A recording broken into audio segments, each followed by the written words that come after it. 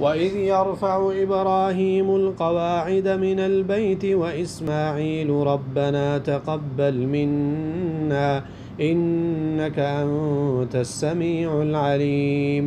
اور جب ابراہیم اس گھر کی بنیادیں اٹھا رہا تھا اور اسماعیل بھی، اور دعا مانگ رہے تھے، اے ہمارے رب ہم سے قبول فرما، بے شک تو ہی سب کچھ سننے والا، سب کچھ جاننے والا ہے۔ سورہ بقرہ آیت نمبر 127 ہے۔ ان تین آیتوں میں 127، 128 اور 129 میں اللہ تعالیٰ نے ابراہیم اور ان کے بیٹے اسماعیل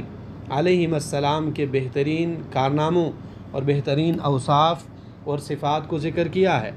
آیت نمبر 127 میں اللہ بیان فرما رہے ہیں کہ یاد کریں اس وقت کو، سوچیں جب ابراہیم اور ان کا بیٹا اسماعیل علیہم السلام کعبے کو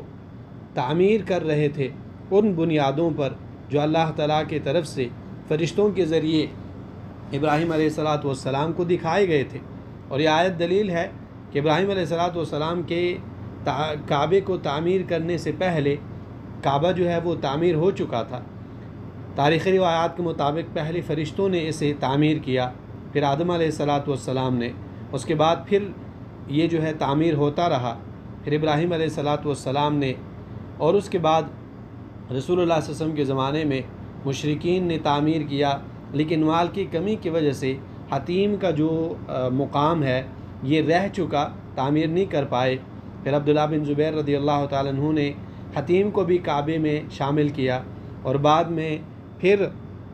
کعبے کو تعمیر کیا گیا عبد الملک ابن مروان کے زمانے میں، اس طریقے سے تعمیر کیا گیا جیسے مشرکین نے تعمیر کیا تھا اور جس شکل میں ابھی بھی کعبہ موجود ہے۔ بہرحال اس آیت میں اللہ تعالیٰ یہ بات ذکر کر رہے ہیں کہ یاد کریں ابراہیم اور ان کے بیٹے کو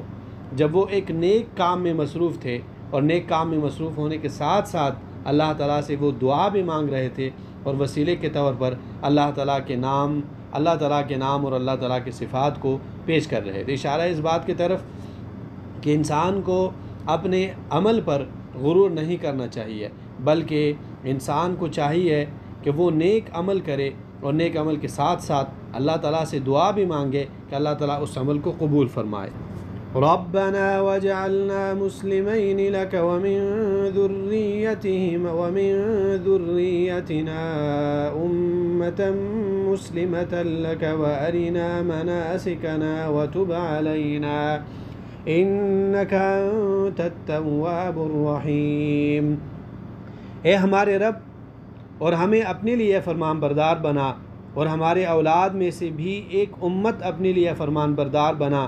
اور ہمیں ہماری عبادت کے طریقے دکھا، اور ہماری توبہ قبول فرما، بے شک تو نہایت توبہ قبول کرنے والا، نہایت رحم والا ہے۔ سورہ بقرہ آیت نمبر 128 ہے۔ اس میں مزید ابراہیم علیہ السلام کی دعائیں ذکر ہے۔ ابراہیم علیہ السلام نے اللہ تعالیٰ سے دعا کی کہ اے اللہ آپ ہمیں اپنا فرمان بردار بنا، اور اپنے اولاد کے لیے بھی دعا کی کہ اللہ میرے اولاد میں سے بھی کچھ لوگوں کو اپنے لیے فرمان بردار بنا، اور دعا کی کہ اللہ جو ہمارے عبادت کے طریقے ہیں، خاص کر حج اور عمرے کے طریقے، اللہ وہ ہمیں بتا دے، کیونکہ کعبہ آباد کرنے کے بعد جو بنیادی عبادتیں یہاں پر ادا ہوں گی وہ حج اور عمرہ ہے۔ اور پھر ابراہیم علیہ السلام نے اللہ سے دعا مانگی کہ اللہ ہمیں معاف کر دے، ہم آپ کی طرف رجوع کرتے ہیں، اس عمل میں اگر ہم سے کوئی کوتاہی ہوئی ہو تو ہمیں معاف کر دے۔ اور پھر اللہ تعالیٰ کے دو اعمال کا وسیلہ پیش کرتے ہوئے ابراہیم علیہ السلام اپنی دعا کو پوری کرتے ہیں۔ اللہ آپ نہایت توبہ قبول کرنے والے، نہایت مہربان ہے۔ ربنا وابعث فيهم رسولا منهم يتلو عليهم آياتك ويعلمهم الكتاب والحكمة ويزكيهم إنك أنت العزيز الحكيم۔ اے ہمارے رب، اور انہی میں سے ایک رسول بھیج جو ان پر تیری آیتیں پڑھے،